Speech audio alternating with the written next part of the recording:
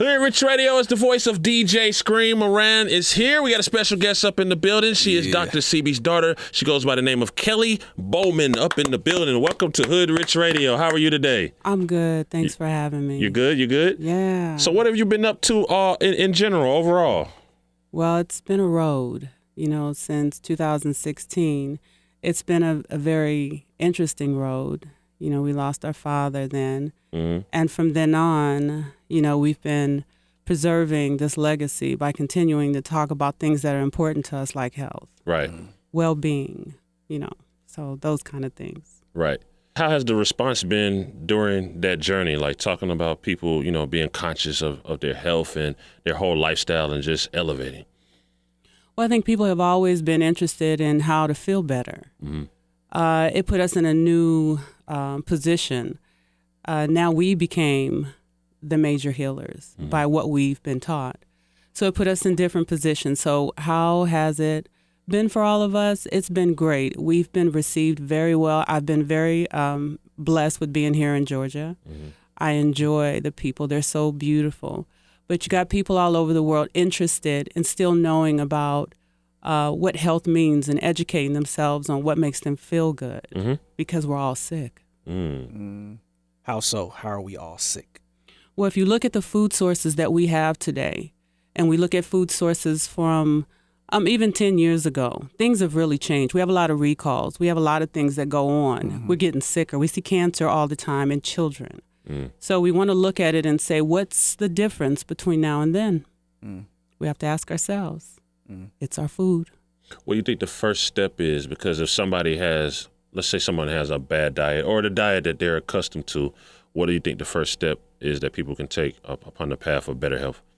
Well, it's always the acceptance of truth. Now, when we look at food, we have to know our truth. So first, we have to ask, what is our food?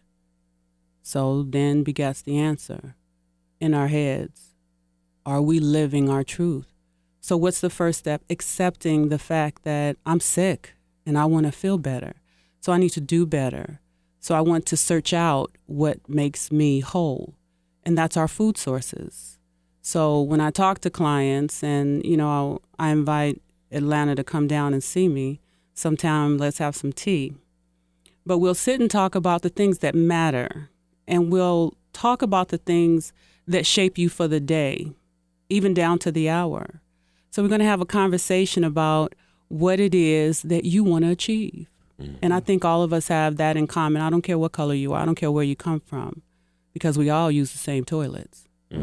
So we need to talk about things that matter, what you eat. True that. Do you think the sickness is only related to the food? Could it be tied to maybe what we're taking in, like TV or, That's a good question. Social media. Yeah. Everything. I think everything requires a detox. So when we think about what life brings us right now, how are we to balance all of that? I think social media is beautiful, but if we're not balanced, we can't see the benefit. So when we become clear, sometimes we need to step away from those very things. My father, Sebi, would always talk about fasting. That was something that we played with as children growing up, fasting. Okay, we're going to do it for a couple of hours, a couple of days. And, when you become clear, you see things a little better. So that's important. So when you step away from something, you kind of can see the whole picture and be able to navigate much better than you would if you continue to offer your body things that poison it. You can't really see clear when you're poisoned. You can't really hear clear. Do you ever get tempted to indulge in any of the unhealthy things, whether it be a snack or anything? Or do you feel like you steered completely clear of that life? Well, it'd be a lie if I told you I hadn't had a Twinkie. Okay. All right. So we know that you like Twinkies. We know that you're human. You are human. Yeah, it's a daily fight for everybody. I don't think there's one person that's living who has not had anything unclean, because our sources are not pure. There are very few things that are left that are fully pure. So do I fight with my diet? Of course I do. My diet, I consider the foods I used to eat like a bad lover. So when you look at it like that, you know it's not good for you, but you always want to go back. Right, You always think about exes, you know what I'm talking about. Nah. That's a very relatable thing to say. I feel like most people can relate to that. First time I actually heard about your father was when Lisa Left Eye in her documentary. That was my first time ever being introduced to your father. So how does it feel seeing how you're his daughter when people slander him, saying that he's not no real doctor? I've never met anybody he took care of, when there clearly is proof that Documented proof, so right. it's documented proof that he's done something for somebody. Well, first he did something for himself. This was a man who, you know, coming from Honduras, third world country, impotent, high blood pressure, diabetes. He had some diseases. So first that healing started with him. You can't deny a man a truth that cured him. So if we sit here and say, well, he didn't cure anybody, well, he cured himself, because if he was impotent, then I wouldn't be here. Right. I'm one of about 26 children, and I love all my brothers and sisters. They're so beautiful. And I'm thankful to his journey, because then it helped us to understand what it really means to dive deep into yourself through natural methods with no help but from God. And that was an interesting journey. And because of that journey, we're here talking about it, because he stuck by those truths. He took that truth all the way to the Supreme Court and won. So what do I say about people in slander? They're going to slander all day. They slandered Jesus in the Bible, and he was perfect. So when I look at them slandering him, that just goes to show that people still have questions. People still have places in their life they're unsure about. But that is what his journey was all about, answering those questions that were hard about nature. And I appreciate it. Dope. Absolutely. Okay, so there's been a lot of conversation about a Dr. Sebi documentary. Are you a part of that? Can you give us information on that? Is there something that's legitimate that will happen? Is it something that's illegitimate? People are trying to maybe capitalize off of the name and the brand. Can you give us the truth about the Dr. Sebi documentary? I really enjoyed being asked by Nick Cannon to participate in that project. He was here in Atlanta, and my oldest brother, Sebi's oldest child, Asami, and my nephew, Isaiah, who's partnered up with Nick Cannon. They've been friends, and I guess they had communications about how this was going to come about. So I showed up to actually support them in this journey, and I was asked to do play a part in that documentary, which is completely awesome and beautiful. And for us children, it's cathartic. I really appreciate Nick Cannon. That man works hard. Okay. So he's awesome. And so we can't confirm that this is something that will happen, that is legitimate, because people started, not necessarily Nick Cannon, but other people started creating. You know how social media and the internet is. They started to create all kinds of craziness, but we can't confirm that it is going to happen, and that it has your blessing.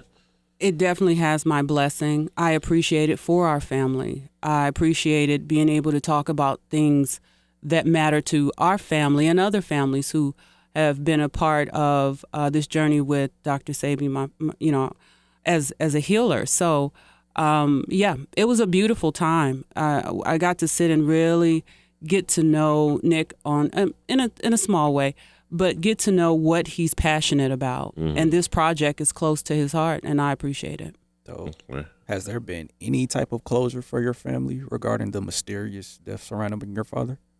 No, there hasn't been any closure, and I think the reason why this documentary is so important to all of us who are fighting to know the truth about it finding some kind of closure for this. And this goes for all of us. Most of us were not there at the funeral. They buried him fast. So closure on it. It's still an open wound. I miss him every day. So you guys didn't get access to an autopsy or anything? It was just not in the beginning. No. Oh wow. No. Wow. That's insane.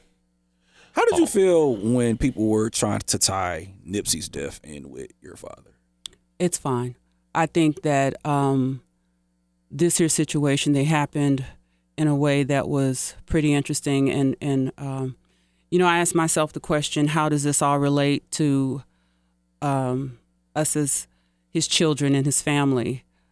Both of them were on a path for their communities. Right. Both of them were hard hitters, and they were very interested in what they did. My family gives warm condolences to his family. We know when you have a leader in your family that's pushing forward the truth, it's not always going to be what you think it's going to be for how long you think it's going to be. So what I felt about it was these were two men who really are interested in doing good. Right. And so we don't know how long we'll have them, but what we do with the information they give us is the most important. Absolutely. So that's where I keep it.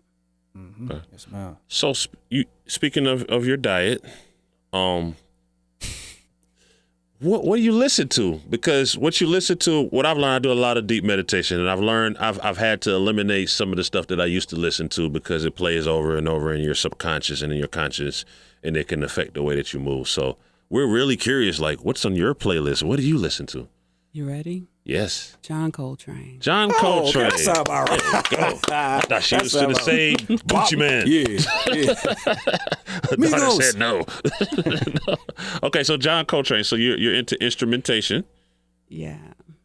That's dope. I love music. I don't have a genre that I particularly listen to, but when I get up in the morning and I try to get up before the sun, and I turn on my music. John Coltrane that's my love. That was, me and my father used to enjoy John Coltrane back in New York when I was 15. We have a store on Ocean Avenue, and that was the first thing he put on. So it's got history. Walking down, streets of New York, coming from L.A., I go and spend time with my dad and my brothers and sisters, and that's one of the main things that I remember, but it's what I keep. And then what other type of personal hobbies do you have? I love to make jewelry with my daughter, Saima. Nice. Since she was 1 year old, she had busy hands. And I would, when I would go to Honduras, the one thing I would do is sit in the village, and they sit on the side of a mountain, and I would watch the birds and the trees swaying, and it always just looked like dancing people. And I would sit there and make jewelry, and I've been doing it since I was young, and it keeps me calm, and it keeps her busy, so we enjoy doing that. And we also garden. Oh, yeah. Okay. Very nice, very nice, very nice. Now, you have something coming up this Sunday, July 14th in Buckhead. Can you let everybody know how they can be a part of that event and what you will be discussing? Yes, that's a come together for Atlanta, my love letter to Atlanta. I really appreciate being here, and I want to make sure I'm offering my best of Honduras bush. And those herbs are very important for everybody, but I love Atlanta. I love being here, and that's going to be a meet and greet and a soft launch for my business, Sebi's Daughters. And I just want to be able to sit and encourage others and have them encourage me. And let's talk about those things and be educated by what's important about our diet. Yes. Maybe I can share something that could possibly change somebody's opinion about their foods. But I love to give different options. And I'm just waiting to see all the love I get from Atlanta where they come out and share with me, because sitting down with me, I enjoy talking to Atlanta people, and I enjoy just sharing that information. So I look forward to people coming out. And what will I share then? I'll share what I'm sharing with you now, the truth, making the truth your own. Finding options that make you whole is my job for you. I consider myself of service. So whatever I can give in that moment that we have together, that experience is going to be important to me. So I look forward to it. Yes, yes. Hope you come out. Hey, absolutely. Out of all your products, like, what is the one that you would totally just recommend? Like, this is the one you need to like. One product? Yeah. So me and my father were walking in Honduras. I had just had Saima, and I go up to Honduras, and we're taking a walk. And there's this specific herb that he talked to me about my whole life, and it's in the village. And he talked to me about some different ones that I seem to have attached myself to in a way that just makes me so happy. And so if I had to give you one product that I have that has history on it, and if you notice when you come to the soft launch in Buckhead, all of my products have pictures, personal pictures of the life in Honduras with my family. So this particular brand, this blend that I put together from Honduras is called the Honduran green. And this Honduran green is an amazing chlorophyll. It's going to change your life. Change your life. Just got put on. I might have to try that for sure. Change your life. We appreciate you coming to Hoodrich Radio. Everybody check her out this Sunday, July 14th in Buckhead. Give everybody your Instagram so more people can follow you and get more information on your business and your products, or your website, or your Twitter, or whatever you want to share. SavyStarters.com, and my IG is Savy Starters. Okay. Absolutely. Absolutely. Don't DM no Twinkies. It's Hoodrich Radio. It's 96.7 The Beat. Thank you. Keep us locked. Thank you so much.